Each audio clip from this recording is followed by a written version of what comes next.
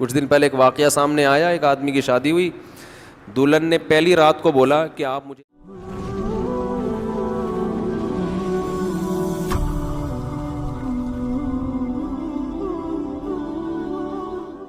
وَلَا يَحِلُّ لَهُنَّ أَن يَكْتُمْنَ مَا خَلَقَ اللَّهُ فِي أَرْحَامِهِنَّ، اللہ نے عورت کو حکم دیا، مسلمان عورت کو، کہ اگر تمہیں طلاق ہو جائے تو تمہارے پیٹ میں اگر حمل ہے، اس حمل کو، اس پریگننسی کو تمہیں چھپانے کی اجازت بولیں نہیں ہے، اگر تم اللہ اور آخرت پر ایمان رکھتی ہو۔ یہ بھی ہوتا ہے آج کل، کیونکہ اس معاملے میں مرد عورت کی زبان پر اعتماد کرتا ہے۔ اگر ایک مرد نے کسی عورت کو طلاق دی، عورت کو اگر حمل ہے وہ چھپا لے گی اور وہ بتائے گی مجھے مینسز آنا شروع ہو گئے، مرد یقین کر لے گا بھائی 3 مینسز گزر گئے، عدت ختم۔ کسی اور مرد سے نکاح کرے گی، اس کو بتائے گی بھائی میری عدت پوری ہو گئی ہے، اس بات کا امکان ہے کہ وہ بچہ کسی اور مرد کے کھاتے میں ڈال دے۔ مرد تو نہیں دیکھ رہا کہ واقعی عدت ختم ہوئی ہے، یہ عورت جانتی ہے اور اللہ جانتا ہے۔ تو اس معاملے میں اللہ نے حکم دیا عورت کو کہ وہ خیانت بولے نہیں کرے۔ مردوں کو اللہ نے حکم دیا کہ جب بھی کسی عورت کو تم طلاق دو گے تو اس کا مال چھیننے کی تمہیں اجازت نہیں ہے۔ لا يحل لكم ان تأخذوا مما آتيتموهن شيئا، جو کچھ اس کو دیا ہے نا شادی سے پہلے، ایک دھیلا بھی واپس لینے کی اجازت بولو نہیں ہے۔ آج جہیز بھی جو وہ اپنے گھر سے لائی ہے نا وہ بھی ہتھیا لیتے ہیں، اپنے دیے ہوئے گفٹ تو واپس لیتے ہی ہیں، جو وہ اپنے گھر سے لائی ہے وہ بھی ہتھیا لیتے ہیں۔ یہ سارے قرآن کے احکام ہیں جس کی آج دھجیاں اڑائی جا رہی ہیں، کیونکہ ان احکام کا لوگوں کو علم ہی نہیں ہے۔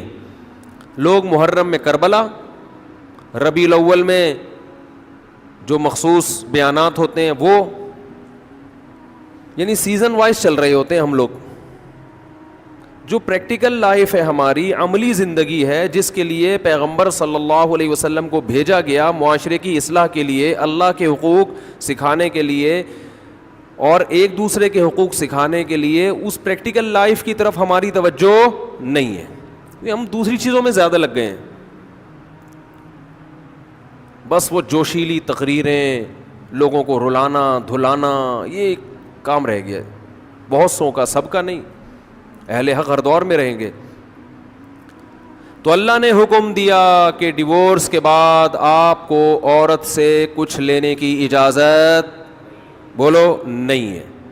ہاں، خلا کی صورت میں مہر واپس لے سکتے ہو۔ خلا یہ ہوتا ہے کہ مطالبہ عورت کی طرف سے ہو طلاق کا، آپ تو نہیں دینا چاہتے، اچھی بھلی زندگی گزر رہی ہے، اسی کو دماغ خراب ہو رہا ہے اس کا، نہیں مجھے نہیں رہنا، تو پھر اس صورت میں مرد اگر ڈیورس دے تو وہ یہ شرط لگا سکتا ہے کہ میرا خرچہ واپس کرو، خام خواہ میں کیوں کرایا خرچہ۔ کچھ دن پہلے ایک واقعہ سامنے آیا، ایک آدمی کی شادی ہوئی، دلہن نے پہلی رات کو بولا کہ آپ مجھے پسند نہیں ہو، میں تو کہیں اور شادی کرنا چاہتی تھی، ابا نے آپ کے متھے باندھ دیا۔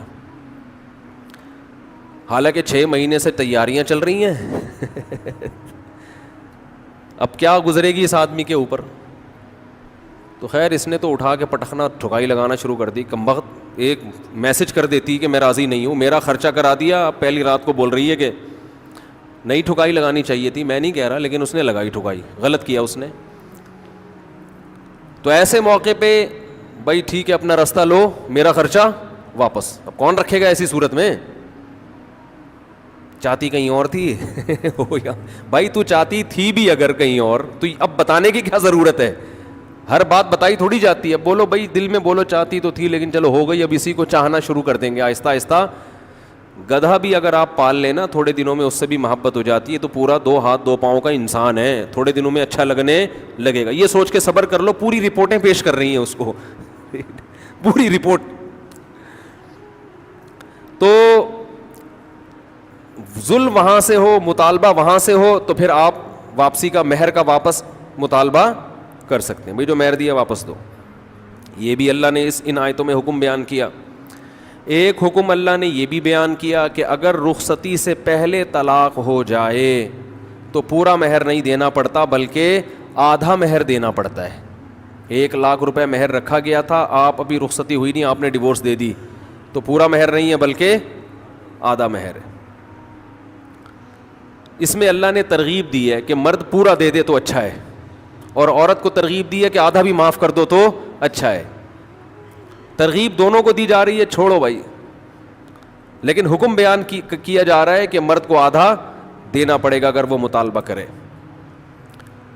اور اللہ نے اہم حکم یہ بھی بیان کیا کہ جب عورت کو طلاق دو تو جہاں وہ طلاق کے بعد نکاح کرنا چاہتی ہے اس کے نکاح میں رکاوٹ مت بنو, کباب میں ہڈی بننے کی کوشش مت کرو. یہ بھی زمانے جاہلیت میں ہوتا تھا اور آج بھی ہوتا ہے. فلا تعضلوهن ان ينكحن ازواجهن, اگر تم نے چھوڑ دیا ہے اس کو.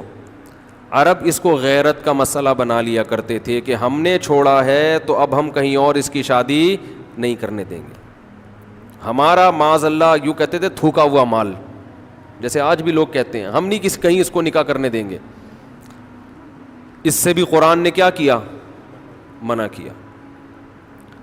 اور اس سے بھی منع کیا کہ اپنی مرضی سے زبردستی اس کا نکاح بھی مت کراؤ طلاق یافتہ کا. ینکحن ازواجہن, اپنے سلیکٹڈ شوہر سے نکاح کرنا چاہتی ہے تو تم کباب میں ہڈی بولو نہیں بنو, یعنی اس کو یہ رائٹ ہے کہ وہ جہاں چاہے نکاح کرے. یہ بھی خرابی ہے آج کل بعض علاقوں میں, یہ خرابی ہے کہ بیوہ کو یا طلاق یافتہ کو نکاح تو کرنے دیتے ہیں, لیکن بعض علاقوں میں دستور ہے نکاح ہمارے ہی خاندان میں ہوگا, آپ ہمارے خاندان سے باہر نہیں جا سکتی. اس کو بھی قرآن نے کیا کیا, بولو ختم.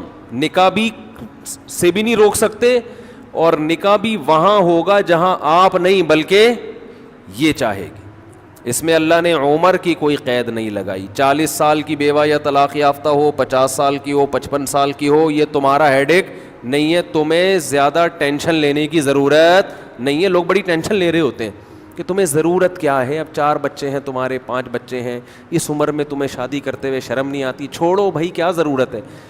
تو اللہ فرماتے ہیں کہ تمہیں ٹینشن لینے کی ضرورت بولو یہ اس کا ہیڈ ایک ہے, یہ تمہارا ہیڈ ایک نہیں ہے. جیسے کوئی 4 شادیاں کر رہا ہے تو اس کا ہیڈ ایک ہے نا, آپ کا ہیڈ ایک تھوڑی ہے یہ. آپ پتہ نہیں کیوں پریشان ہیں, مفتی صاحب کو کیا ہو گیا, وہی ان کا ہیڈ ایک ہے, آپ کا ہیڈ ایک نہیں ہے. یہ میں اپنی بھی درمیان میں لگا دیتا ہوں نا.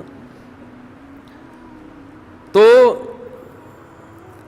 ہر ایک کے ہیڈ ایک ہم نے پالے ہوئے ہیں, وہ یہ کیوں کر رہا ہے, وہ یہ کیوں کر رہا ہے, وہ کم عمر سے شادی کیوں کر رہا ہے, وہ بڑی عمر سے شادی کیوں کر رہی ہے, یہ ہوتے ہیں نا لوگوں کے مسائل. اس نے یہ کیوں کر لیا. ایک خاتون نے مجھے بتایا کہ وہ ایک دفعہ بیوہ ہوئی, اللہ کی قدرت دوبارہ شادی, دوبارہ بیوہ ہو گئی. تیسری دفعہ جب ان کی شادی ہو رہی تھی لوگ مذاق اڑا رہے تھے, بس کرو یار 2 دفعہ بیوہ ہو گئی, اب آرام سے بیٹھو. اب وہ بیوہ تو کوئی بھی ہو سکتا ہے, جوانی میں بھی عورتیں بیوہ ہو جاتی ہیں. تو اب دیکھو لوگوں کو تکلیف ہو رہی ہے, بھائی یہ اس کا ہیڈ ایک ہے. اچھا لوگ اس سے شادی کرتے ہوئے ڈر رہے تھے ان سے کہ میں بھی بیوہ, پھر میں نہ مر جاؤں. تو اس سے کوئی تعلق نہیں ہے. ہو سکتا ہے 2 دفعہ بیوہ ہونا تقدیر میں لکھا ہو, 3 دفعہ نہ ہو. یہاں مجھے وہ چٹکلا یاد آتا ہے, وہ ایک آدمی نے, ابے چھوڑو چٹکلوں کو, ابھی قرآن کو فوکس کرتے ہیں. آخر میں چٹکلے ہونا یہ صحیح ہوتا ہے, درمیان میں ہی آ جائیں تو پھر سارا موضوع چینج ہو جاتا ہے. اتنے اچھے احکام بیان ہو رہے ہیں قرآن کے, آگے اس کو آپ نے لوگوں کو بتانا بھی ہے. تو اللہ نے حکم دیا کہ طلاق کے بعد ایک دھیلا واپس نہیں لینا. خلا کی صورت میں لے سکتے ہو, مگر خلا بھی شوہر کی رضا سے ہوتا ہے, یک طرفہ نہیں ہوتا, یاد رکھیں. دوسرا کام تم نے کیا کرنا ہے, اس کو کہیں اور نکاح سے روکنا نہیں ہے. تیسرا کام یہ کرنا ہے, نکاح بھی وہاں کرنا ہے جہاں وہ چاہتی ہے. تمہاری مرضی نہیں مسلط ہوگی, اس کی مرضی چلے گی. اور اگر پرانے شوہر سے نکاح کرنا چاہے اور 2 طلاقیں ہوئی ہوں تو وہاں بھی کر سکتی ہے, کیونکہ آیت کا ایک شان نزول بھی ہے. ایک صحابی نے اپنی بہن کا نکاح کسی صحابی سے کرایا, تھوڑے دنوں میں طلاق ہو گئی. طلاق ایک تھی, عدت ختم ہوئی, نکاح ختم. اب تھوڑے دنوں کے بعد دوبارہ ان دونوں کا دل چاہنے لگا کہ ہم آپس میں کمپرومائز کر لیں. ہوتا ہے وقتی طور پر اختلافات بہت زیادہ ہو جاتے ہیں, جب دور رہتے ہیں تو آپس میں میلان ہونے لگتا ہے. لیکن وہ جو صحابی تھے نا جن کی بہن کو طلاق ہوئی تھی, انہوں نے کہا کہ اب میں اپنی بہن کا نکاح دوبارہ اس آدمی سے بولو نہیں کروں گا, اور کہا کہ یا رسول اللہ میں نے ان کی عزت کی, ان کو اپنی بہن نکاح میں دی, انہوں نے لڑائی جھگڑا کر کے طلاق دے کے میرے گھر میں بٹھا دیا اس کو, تو میں کیسے دوبارہ. یہ ایک ذلت محسوس ہوتی ہے نا انسان کو. قرآن میں اللہ نے آیتیں نازل کی کہ اگر وہ اپنے شوہر سے نکاح کرنا چاہتی ہے تو درمیان میں رکاوٹ مت بنو. لڑے بھی وہ خود تھے, اب جڑ بھی خود رہے ہیں.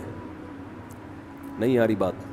اس کو بھی لوگ غیرت کا مسئلہ بنا لیتے, سسر صاحب بنا لیتے ہیں, میرے داماد نے میری بیٹی کو طلاق دی ہے, میں تو نہیں واپس بھیجوں گا.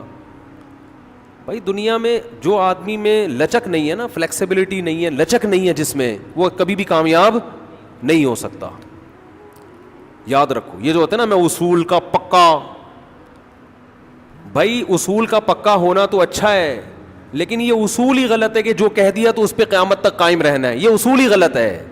اصول یہ ہونا چاہیے کہ جب موقع کی مناسبت سے جو بات ٹھیک لگے گی اپنے آپ کو چینج کر لوں گا. یہ اصول ٹھیک ہے, اس اصول پہ پکے رہو, اور یہ نبی سے ہمیں ملتا ہے یہ اصول. حدیث میں آتا ہے ایک صحابی نبی کے پاس آئے, مجھے صدقہ چاہیے, یہ چاہیے, وہ چاہیے. آپ نے فرمایا اللہ کی قسم تم پر خرچ نہیں کروں گا میں.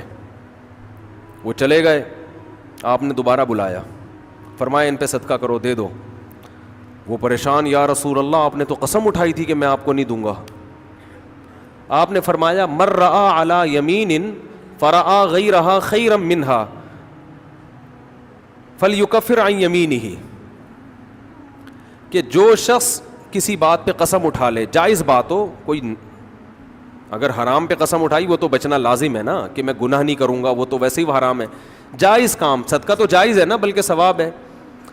فرمایا کوئی کسی جائز کام پہ قسم اٹھائے, پھر بعد میں اس کو خیال ہو کہ مجھے قسم توڑ دینی چاہیے, اس کا مائنڈ کیا ہو گیا چینج, تو اسے چاہیے قسم توڑ دے اور کفارہ ادا کر دے, اس قسم پہ قائم بولو نہ رہے.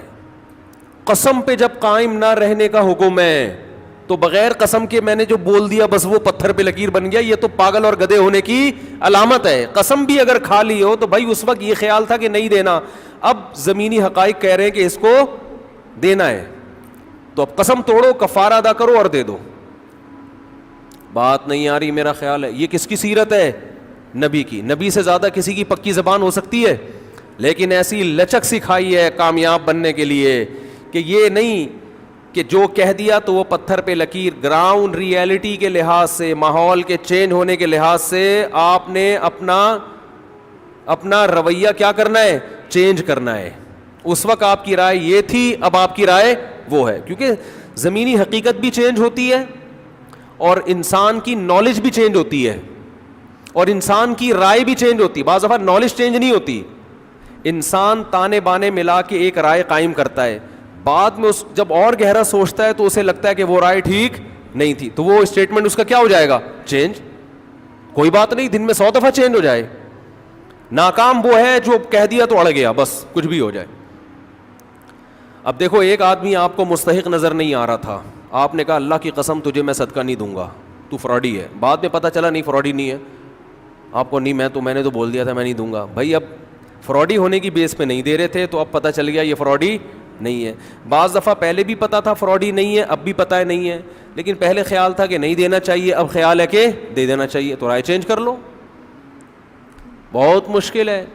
اور گھریلو جھگڑوں میں تو میاں بیوی کی طبیعت میں اگر لچک نہیں ہے نا, 4 دن بھی ان کا رشتہ نہیں چل سکتا. یہ تو مجھ سے ابھی لکھوا کے سگنیچر انگوٹھے لگا لو, جیسے سبزی والے نے ٹھپے لگائے تھے انگوٹھے لے کے گھوم رہا ہوں, لیکن آپ انگوٹھے نہیں, آپ مجھے پکڑ لینا, میں کہاں بھاگوں گا. وہ جب بھی انگوٹھے کی بات آتی ہے مجھے وہ سبزی والا یاد آتا ہے جس کو میں نے بزنس کے لیے پیسے دیے تھے, اور اس نے ایمانداری میں اسٹیمپ پیپر پہ اپنے انگوٹھے لگا کے دیے تھے. جب وہ پیسے لے کے بھاگا تو 3 سال میں نے وہ انگوٹھے سنبھال کے رکھے.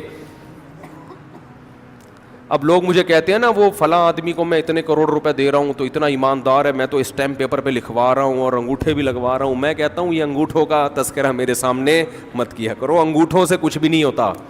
بندہ اگر 2 نمبر ہے, اسٹیمپ پیپر بکری کو کھلا دینا, کسی کام کا نہیں ہے یہ اسٹیمپ پیپر, عدالت سے بھی نہیں نکلوا سکتے. سمجھتے ہو؟ لکھوایا کرو ضرور، لیکن اس سے ہوگا کچھ بھی نہیں.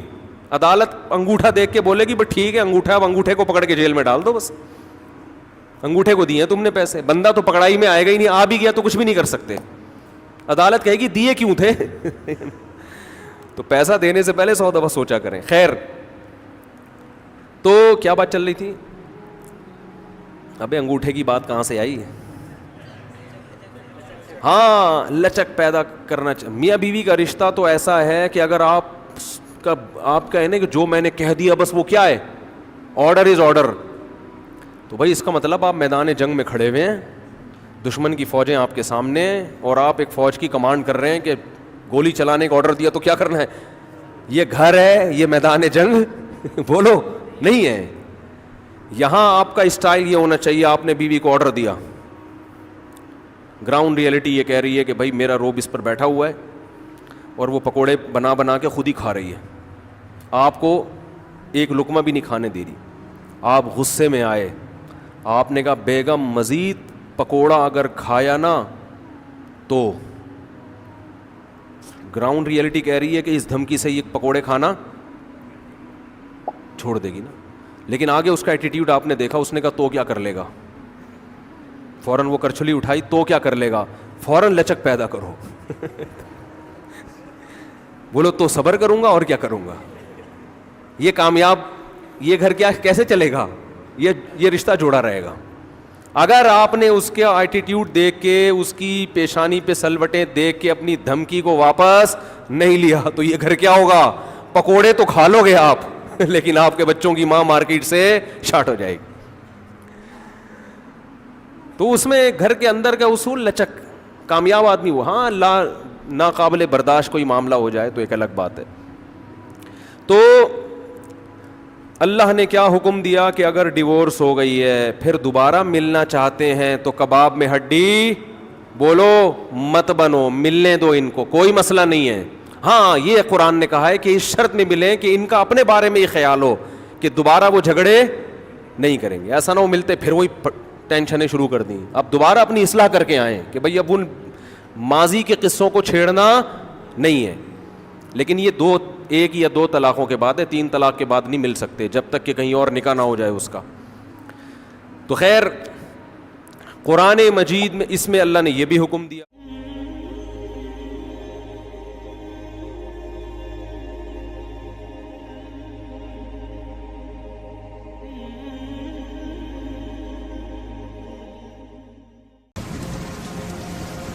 جودي سحائب فرحنا وسط الورى مطر البشائر صافيا متجددا واروي النفوس سعادة ومحبة كالفجر إن ضم السماء مغردا. جودي سحائب فرحنا وسط الورى مطر البشائر صافيا متجددا واروي النفوس سعادة ومحبة كالفجر إن ضم السماء مغردا. قولي لهم أني جنيت ثمارها تلك الليالي خاليا ومسهدا. ها قد أتيت وفي يدي وثيقتي متوشحا ثوب النجاح متوجا.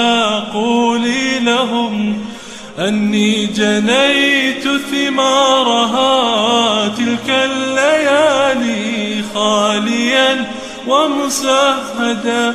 ها قد أتيت وفي يدي وثيقتي متوشحا ثوب النجاح متوجا. جودي سحائب فرحنا وسط الورى مطر البشائر صافيا متجددا واروي النفوس سعادة ومحبة كالفجر إن ضم السماء مغردا. جودي سحائب فرحنا واسقي الورى مطر البشائر صافيا متجددا. واروي النفوس سعادة ومحبة كالفجر إن ضم السماء مغردا. ولتبعثي فرحي لأمي وأبي ولإخوتي فيض الشعور مرددا. هذه شهادة فرحتي وبطيها حلم تتوج بهجة وتخرجا. ولتبعثي فرحي لأمي وأبي ولإخوتي فيض الشعور مرددا. هذه شهادة فرحتي وبطيها حلم تتوج بهجة وتخرجا. جودي سحائب فرحنا واسقي الورى مطر البشائر صافيا متجددا. واروي النفوس سعادة ومحبة كالفجر إن ضم السماء مغردا. جودي سحائب فرحنا واسقي الورى مطر البشائر صافيا متجددا. واروي النفوس سعادة ومحبة كالفجر إن ضم السماء مغردا.